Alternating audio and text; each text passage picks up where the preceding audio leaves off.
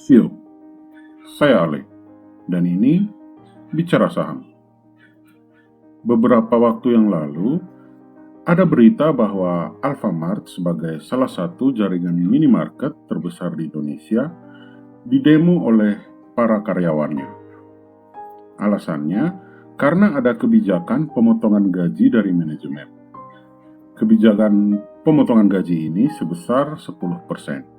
Merespons kebijakan manajemen tersebut, para pekerja dari Alfamart yang tergabung dalam Aspal atau Aliansi Serikat Pekerja Alfamart mengancam akan mengadakan demo besar-besaran jika kebijakan itu tidak dievaluasi ulang.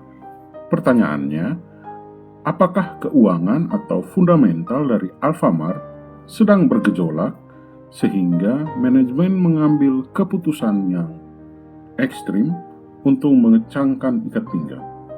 Yuk kita cari tahu.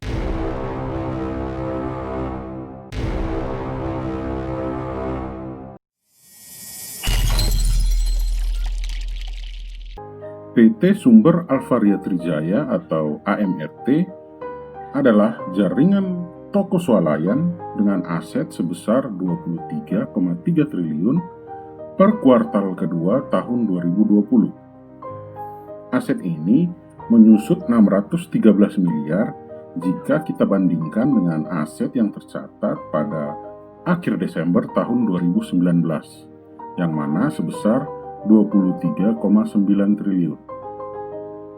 Tetapi, jika kita bandingkan dengan aset pada laporan keuangan kuartal pertama tahun 2020 yang mana sebesar 30,1 triliun, maka terjadi penyusutan aset sebesar 6,8 triliun. Untuk kuartal kedua tahun 2020 ini, liabilitas tertinggi yang dimiliki oleh AMRT adalah liabilitas jangka pendek, berupa utang usaha ke pihak ketiga sebesar 6 triliun rupiah.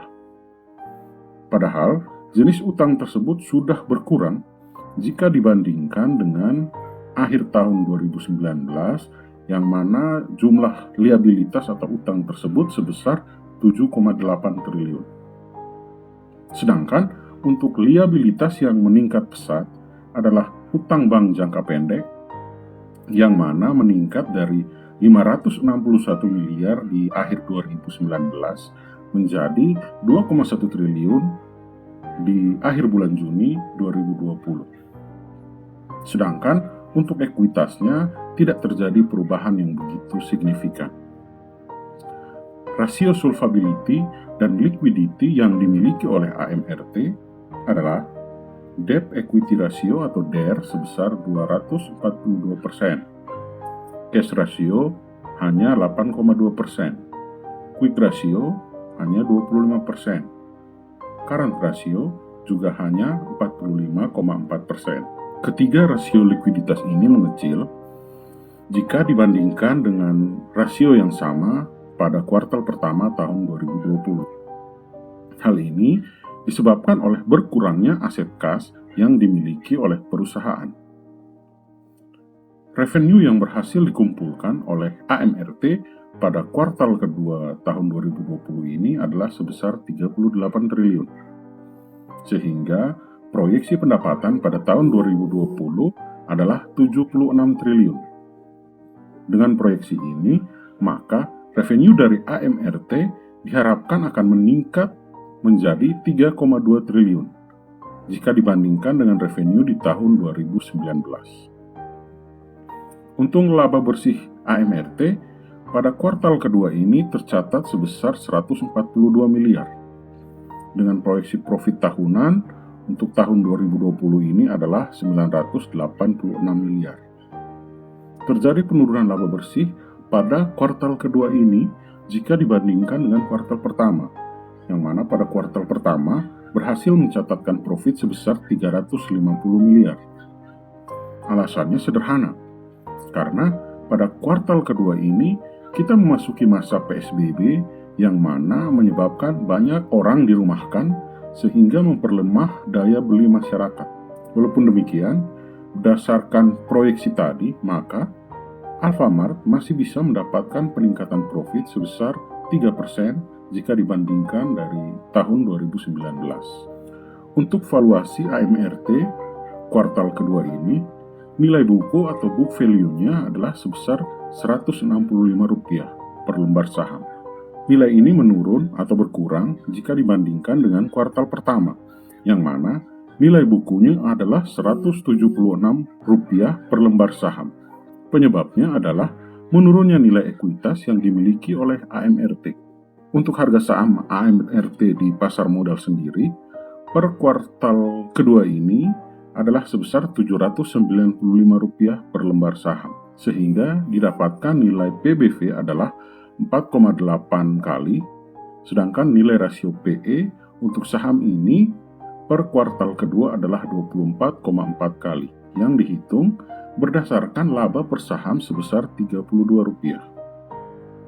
Dari besaran laba ini, maka nilai net profit margin adalah 1,3%. Return on asset adalah 4,2% dan return on equity adalah 14,4%. Oke, kesimpulannya. Pertama, aset AMRT menyusut jika dibandingkan dengan jumlah aset pada kuartal pertama. Tetapi, yang menyebabkan penyusutan ini, item terbesarnya adalah penyusutan jumlah liabilitas atau utang. Kedua, revenue dari AMRT pada kuartal kedua ini masih relatif terjaga di angka 19 triliun, sama seperti pada kuartal pertama tahun 2020, sehingga tidak terlalu mempengaruhi proyeksi revenue tahunan untuk tahun 2020 ini. Ketiga, laba bersih dari AMRT menurun drastis di kuartal kedua ini, jika dibandingkan dengan kuartal pertama. Hal ini mempengaruhi proyeksi profit untuk tahun 2020 ini, yang mana pada kuartal pertama proyeksi profit tahunannya adalah 1,4 triliun dan terpangkas menjadi hanya 986 miliar berdasarkan profit pada kuartal kedua ini. Keempat, value atau nilai dari AMRT pada kuartal pertama dan kedua relatif sama dan tidak terjadi perubahan yang terlalu signifikan. Rasio PBV-nya masih tetap 4 kali dan price earning ratio-nya masih 24 kali. Kelima, harga saham AMRT pada saat ini sudah di bawah rata-rata dari nilai saham untuk setahun ke belakang, di mana nilai harga rata-rata sahamnya adalah Rp833. Jadi, bagi CEO semua yang tertarik untuk memiliki saham AMRT, bisa mulai mencicil perlahan-lahan karena harga yang sudah lumayan murah. Walaupun demikian, tetap harus hati-hati karena tren harganya masih terus menurun. Fundamentalnya masih oke, walaupun tidak secemerlang kuartal pertama. Demikianlah review singkat dari PT Sumber Alvaria Trijaya. Silahkan like, share, dan subscribe untuk selalu mendapatkan update dan analisa saham lainnya. See you semua, kita ketemu lagi di video-video selanjutnya.